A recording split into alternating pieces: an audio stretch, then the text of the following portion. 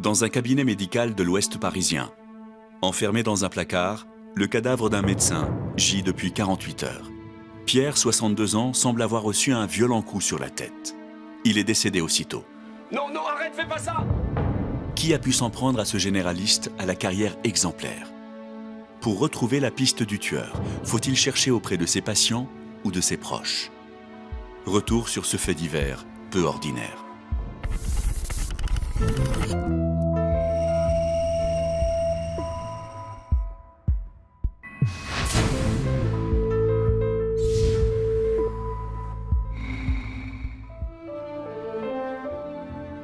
Une petite ville à 30 km de Paris. C'est ici que le drame s'est noué, 3 mois auparavant. Comme chaque jour, Pierre se trouve à son cabinet. Et ce matin-là, Sandrine, sa fille, est à ses côtés.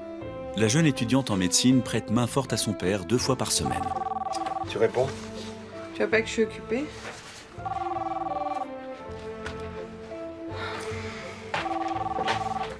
Et ce jour-là, ils vont apprendre une bien mauvaise nouvelle. Cabinet médical, bonjour. Non, elle n'est pas là. Vous êtes au cabinet médical ici, pas au domicile. Ok, très bien. Ne quittez pas, je vous le passe. C'est pour maman, mais la personne veut te parler. Allô? Oui, c'est moi. Oui, vous voulez parler à ma femme? De la part? Maître Ducamp. Oui, c'est à quel propos? Très bien, elle vous rappellera. Ton oncle Étienne est mort dans un accident de voiture. Étienne, c'était mon oncle, mais c'était surtout le frère jumeau de ma mère. Et si moi, je l'adorais, ma mère l'aimait par-dessus tout. Je pensais à elle, à la douleur qu'elle allait avoir et comment lui annoncer, comment lui dire. Le soir même, Sandrine et Pierre attendent le retour de Nathalie, fébriles à l'idée de lui apprendre la terrible nouvelle.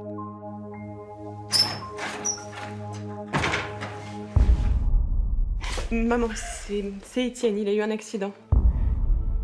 Ton frère est mort hier soir. C'est pas vrai. Oh, dites-moi que c'est pas vrai.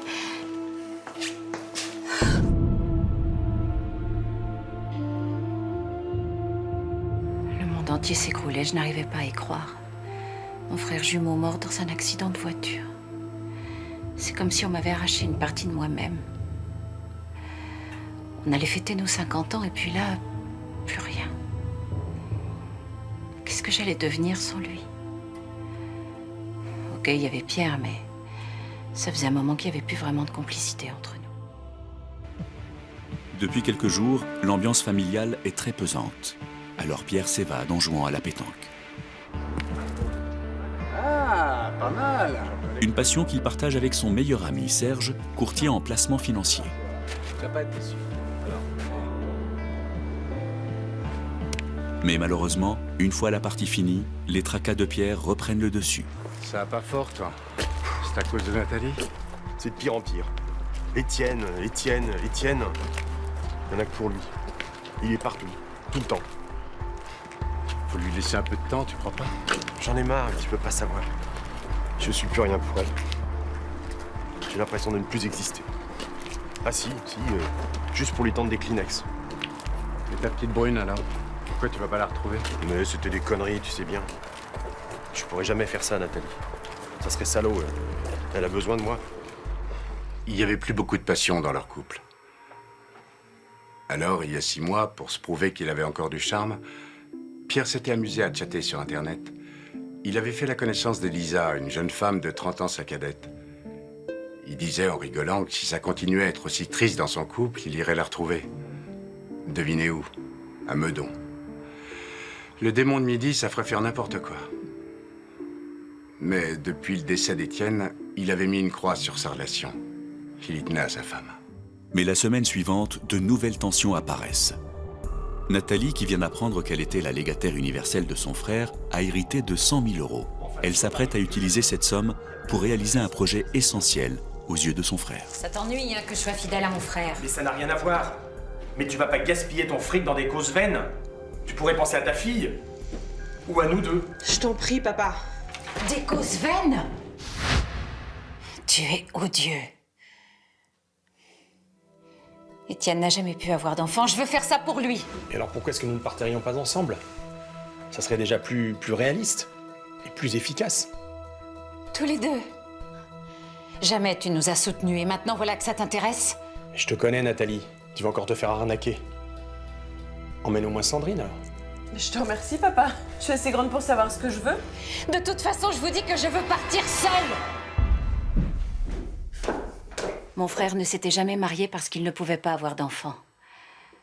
Ça a été sa plus grande souffrance. Alors, on avait décidé de monter un projet d'ONG pour s'occuper des enfants en difficulté dans le monde. Notre premier voyage était en Asie.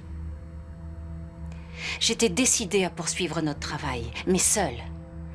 Parce que je savais bien que Pierre, la seule chose qui l'intéressait, c'était de voyager à travers le monde avec cet argent et rien d'autre. Mais cette décision de vouloir partir seul va être interprétée d'une toute autre façon par Pierre. Ses plus profondes inquiétudes rejaillissent, et les mots rassurants de Serge ne semblent pas lui être d'un grand réconfort. C'est peut-être là une façon de faire son deuil. De me larguer, tu veux dire, oui. Ça a pas mis longtemps, hein. Comme quoi, le pognon, ça pervertit tout. Elle va avoir besoin de toi, t'inquiète pas. C'est pas évident à organiser ce genre de projet. Détrompe-toi, elle a déjà pris contact avec une association. Non, quand je pense que je lui ai consacré ma vie entière, j'ai fait tous les sacrifices pour elle. Jusqu'à larguer une super nana. Ça, jamais je lui pardonnerai. N'exagère pas. Ta super nana, tu l'as jamais rencontrée. Alors je ne vois pas trop où est le sacrifice. J'ai toujours été super patient, hyper cool avec elle. J'ai tout accepté, même qu'on ne fasse plus l'amour. Et maintenant, elle me fout dans un placard. Tu devrais être content. Tu vas enfin avoir les mains libres. Je me suis bien fait mener en bateau, oui. Qu'est-ce que j'ai pu être con. Et pourquoi j'en profite pas, moi aussi, de la vie? C'est vrai que Nathalie était pas vraiment cool pour le coup. C'était vraiment un sale coup qu'elle lui faisait là. Bon, ok. Pierre, sans la mort de son beau-frère, l'aurait peut-être quitté pour vivre sa romance. Mais là, c'était plus d'actualité. Il méritait un peu plus de considération. Cette situation le rendait complètement dingue. À tel point que Pierre va prendre une décision radicale et inattendue. Une décision lourde de conséquences pour sa fille. Sandrine, rends-moi service, s'il te plaît. Annule tous mes rendez-vous. À partir d'aujourd'hui, le cabinet est fermé. Mais qu'est-ce que tu racontes, papa? Pour moi, c'est terminé. Je vends le cabinet. Mais c'est une plaisanterie, j'espère. Tu peux pas faire ça.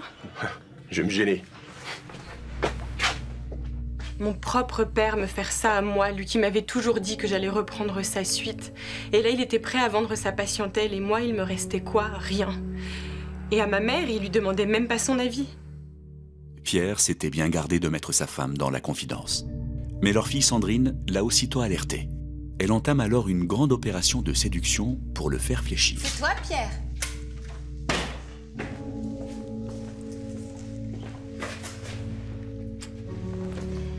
J'ai pensé qu'on pouvait prendre un verre ce soir. Quelle surprise. Tu es très jolie ce soir. Merci.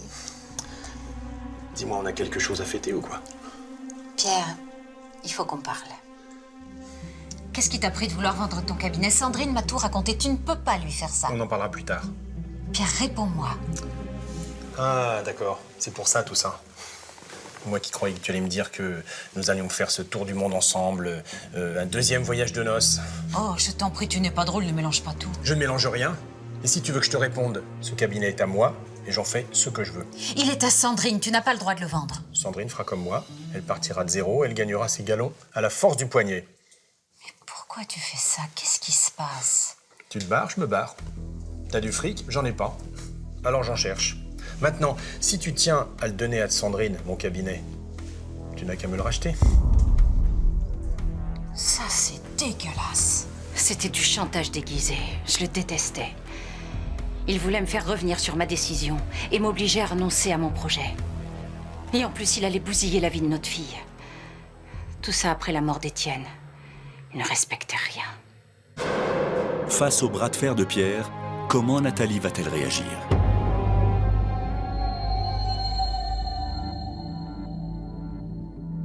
Un peu plus tard cette nuit-là, suite à son altercation avec sa femme, Pierre se décide en toute discrétion à reprendre contact avec Elisa, la jeune femme rencontrée quelques mois auparavant sur Internet. J'ai mal agi avec toi. Maintenant, je suis là. Pierre? Tu l'as vu là? À qui tu parlais? Et qu'est-ce que ça veut dire, maintenant je suis là? T'inquiète pas, ma chérie. C'est une patiente. Son mari a fait un malaise. Bon, on remonte se coucher. Cette nuit-là, j'arrivais pas à dormir, alors je suis descendue prendre un verre d'eau. Et c'est là que je l'ai surpris. Il avait beau me jurer ses grands dieux qu'il s'agissait d'une patiente, son expression me disait tout l'inverse. Il me mentait, je le sentais. Mais je n'avais aucune preuve. Sinon mon intuition. Nathalie sent que son mari lui cache la vérité. Alors pour en avoir le cœur net, elle va voir Serge dès le lendemain. Pierre a une maîtresse, c'est ça? Comment peux-tu imaginer un truc pareil? J'ai surtout l'impression qu'il ne sait pas te dire comment il tient à toi. Ah oui. En tout cas, cette nuit, c'est pas à moi qui parlait au téléphone. Puis ça fait des mois qu'il est étrange. Je crois qu'il est très déçu de ne pas t'accompagner en Asie. Cette attitude étrange que tu lui trouves, c'est peut-être sa façon à lui de te faire payer l'addition. L'addition? Mais c'est une blague. Tous les jours, je déploie une quantité phénoménale d'énergie pour essayer de tenir le coup. Si tu savais comme mon frère me manque. Rien ne fera revenir ton frère. Faut vous retrouver avec Pierre. C'est ça la priorité du moment. Non, mais comment veux-tu qu'on se retrouve? Il veut me quitter, il veut vendre son cabinet. Tu te rends compte du mal qu'il fait à sa fille? Oh non, tout ça c'est trop lourd pour moi. Nathalie. C'était de ma faute. Je n'avais rien compris à ce qu'elle éprouvait. Au deuil qu'elle n'arrivait pas à faire. À son angoisse de se retrouver seule sans Pierre. Mais qu'est-ce que je pouvais lui dire? Que Pierre se sentait abandonné et qu'il voulait tout larguer? Je savais très bien qu'il en était incapable. Comme de vendre son cabinet, il l'avait promis à sa fille. Il aurait eu trop de scrupules à trahir sa parole. Pierre, c'était un type bien. Il n'y a qu'à voir comment il a culpabilisé après le malaise de Nathalie. En effet, ce malaise a eu sur Pierre l'effet d'un électrochoc. Il est plus remué qu'il ne le pensait. Il faut pas jouer avec le feu. Bon sang, mais qu'est-ce que je m'en veux? Et moi donc? Mais je vais la tirer d'affaire. Comment j'ai pu relativiser sa souffrance? Foutu anémie. Tout ça à cause du choc émotionnel de la mort de son frère. Allez, effacez Elisa. Allez hop, plus aucune trace. Elle a besoin de moi, tu sais. Même si elle le sait pas.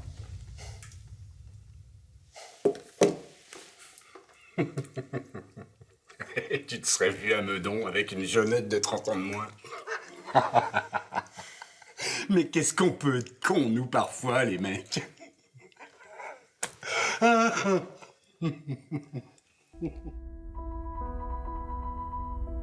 Depuis son malaise, Nathalie est littéralement clouée au lit. Tu souffres d'une très sévère anémie, ma chérie. Mais rassure-toi, tu es entre mes mains. Tu seras très vite guérie.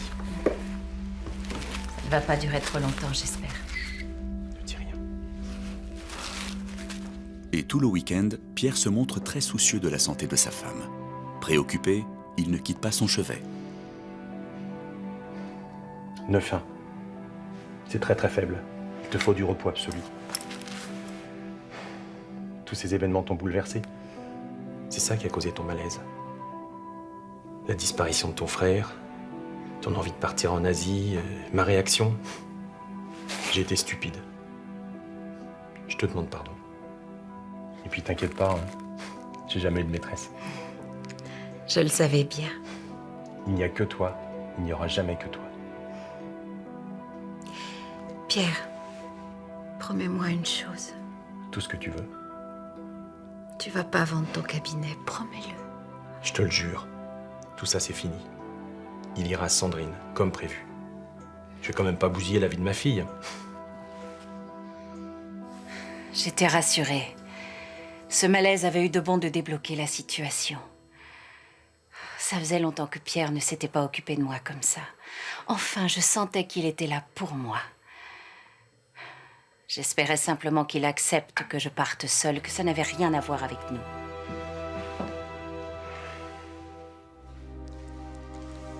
Papa, je peux entrer? Oui, mais fais doucement. Je crois qu'elle est en train de s'endormir. Comment va-t-elle? Mieux. Dans quelques semaines, elle sera rétablie. Il manquait plus que ça.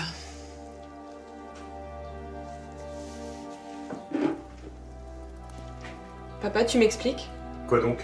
C'est de l'acide folique, c'est complètement contre-indiqué en cas d'anémie. T'es dingue ou quoi? Je vous invite à revoir vos cours, mademoiselle. Et à votre place, je me contenterai de regarder. C'est vrai que je n'avais que 2 années de médecine derrière moi, mais j'étais persuadée que l'acide folique était un poison en cas d'anémie. Et tout d'un coup, mon père me faisait douter, et je ne savais plus si c'était lui ou moi qui avait raison. Il fallait que j'en aie le cœur net. Alors, aux premières heures du matin, la jeune femme, suspicieuse, décide d'aller fouiller dans le dossier médical de sa mère. Et alors qu'elle se croit seule dans le cabinet, Sandrine? Mais qu'est-ce que tu fais là? Je cherche le dossier de maman. Le dossier de ta mère, mais pourquoi faire? Je suis inquiète. Je trouve qu'elle devrait être remise depuis longtemps et je voudrais savoir quel genre d'anémie elle a. Pourquoi tu lui donnes de l'acide folique? Mais c'est une maison de dingue ici. Qu'est-ce que tu vas t'imaginer, que je rends ta mère malade? Mais c'est moi qui vais devenir malade. Allez, sors d'ici. Sandrine, fais-moi plaisir. Moi aussi, je suis inquiet et je fais tout ce qu'il faut pour la guérir. Alors tu sors d'ici. Imaginer que mon père puisse avoir l'intention de se débarrasser de ma mère, c'était terrible, pire, profondément culpabilisant. Je n'ai pas voulu en parler à ma mère pour ne pas l'inquiéter, mais je commençais à comprendre ce qu'il cherchait à faire et ça m'a terrorisée. Sandrine est convaincue que son père tente de nuire à sa mère. Jusqu'où pourrait-elle aller pour l'en empêcher?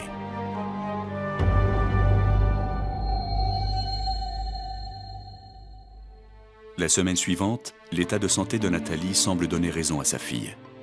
L'anémie persiste malgré les soins de Pierre.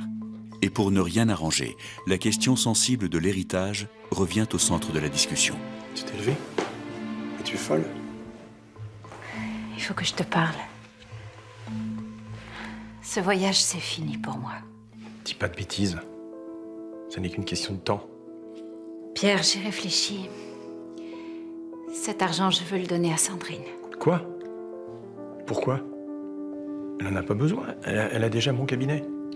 Je t'en prie, Pierre, ne me contredis pas. Moi qui pensais qu'on pourrait l'utiliser pour être ensemble. Essayer d'être heureux. S'il te plaît, c'est ma décision. Sandrine est beaucoup trop jeune pour gérer cet argent. Et puis, je te rassure tout de suite, hein, tu vas pas mourir. Pierre, je voudrais que tu t'en occupes. Promets-moi. Alors comme ça, notre fille est plus importante que nous deux. Mais non, Pierre, c'est pas ça. C'est juste que je me sens trop fatiguée pour partir. Avec ou sans toi. Tu me déçois, Nathalie. Mais après tout, tu fais ce que tu veux, hein. C'est ton argent. Pierre a mal réagi. C'est vrai que j'ai dû le blesser et ne pas réaliser à quel point il tenait à moi. Mais on était trop dans l'habitude, tous les deux. Sans le savoir, j'avais dû le pousser à bout. Mais j'avais l'impression que j'allais mourir tellement je me sentais faible. C'est pour ça que j'avais revu mes plans. Et puis Sandrine allait avoir tôt ou tard besoin de cet argent. Et elle était mon enfant. En lui faisant cette donation, j'avais l'impression que je ne trahissais pas mon frère. Pierre est un homme plein de surprises. En quelques jours, il a fini par accepter l'idée de Nathalie et va même jusqu'à demander de précieux conseils de placement à son ami courtier. Le mieux pour ta fille? Elle veut du court terme, si je t'ai bien compris. Oui, 5 ou 6 ans. Ah, les placements financiers, assurance vie, fonds d'investissement, obligations, éventuellement bourse. Tu peux être tranquille, c'est mon job. Et tu accepterais de gérer son portefeuille? Ah, c'est à Sandrine et Nathalie de le décider, tu crois pas? Ça me semblait normal qu'il me demande, en tant qu'ami et aussi en tant que professionnel. Sandrine, je l'ai connue quand elle était gosse. Difficile de refuser.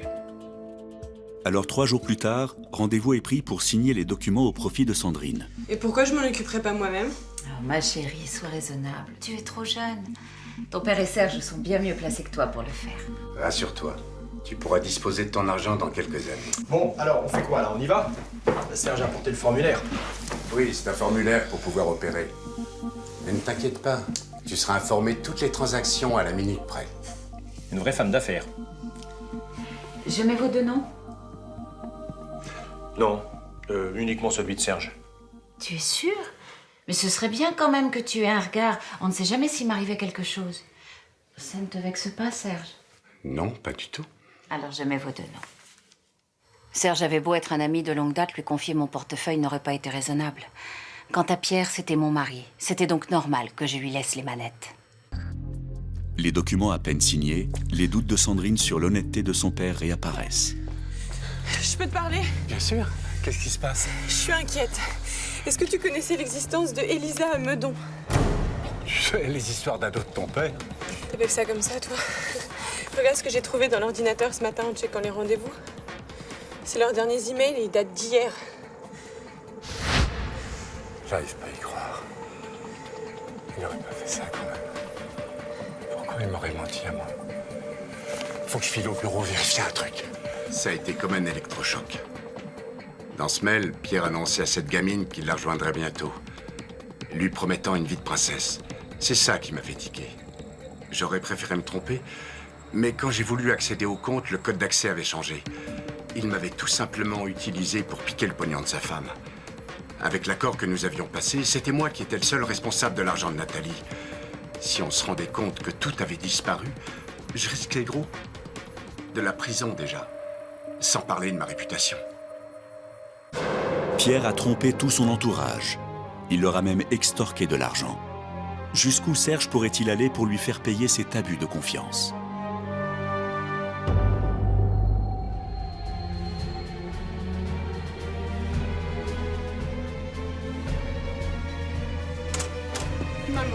Maman, écoute ça. Papa t'a menti.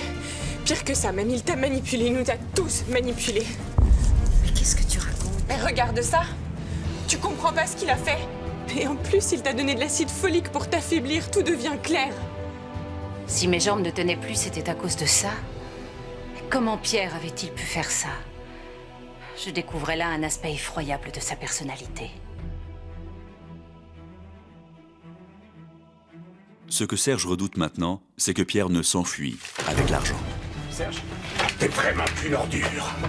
arrête Serge, te mêle pas de ça. Tout le camp.